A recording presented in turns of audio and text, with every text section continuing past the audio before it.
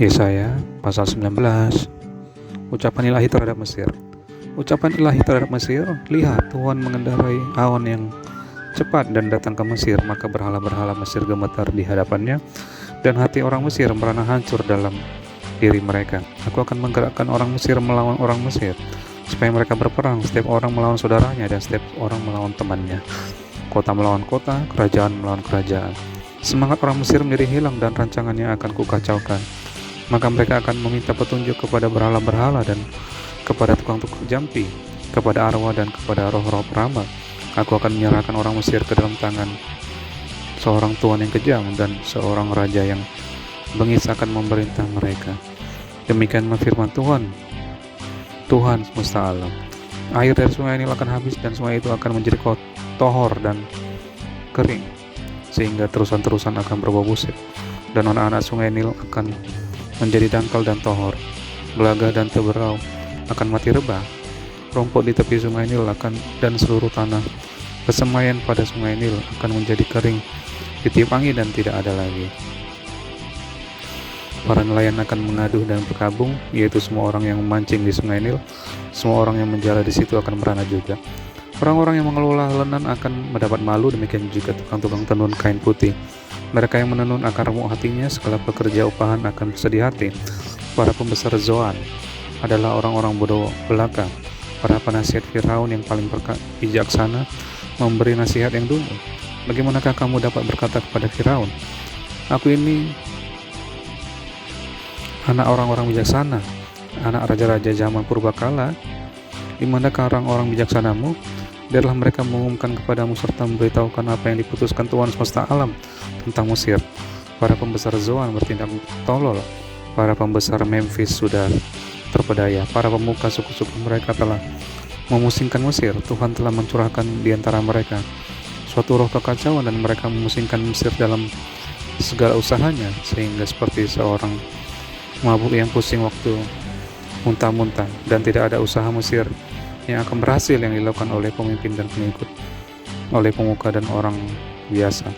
Pada waktu itu orang-orang Mesir akan seperti orang-orang perempuan, mereka akan gemetar dan terkejut terhadap tangan Tuhan semesta alam yang diacungkannya kepada mereka. Maka tanah Yehuda akan menimbulkan kegemparan di antara orang Mesir, dan siapapun yang teringat kepadanya akan terkejut mendengar putusan Tuhan semesta alam yang diambilnya mengenai mereka.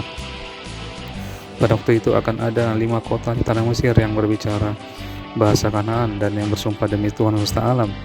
Satu di antaranya akan disebutkan Ir-Heres.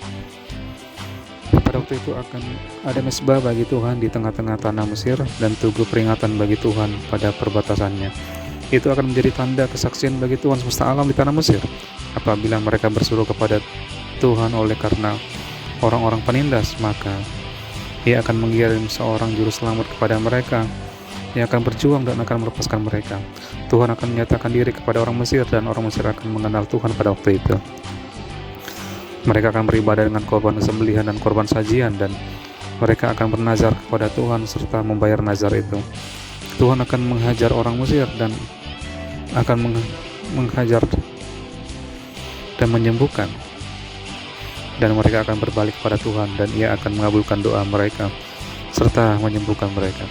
Pada waktu itu akan ada jalan raya dari Mesir ke Asyur, sehingga orang Asyur dapat masuk ke Mesir, dan orang Mesir ke Asyur, dan Mesir akan beribadah bersama-sama Asyur.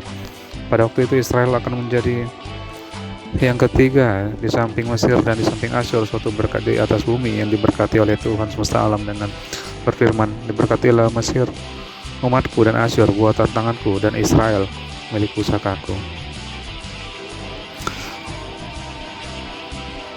Yesaya pasal 20. Ucapan ilahi terhadap Mesir dan Ethiopia.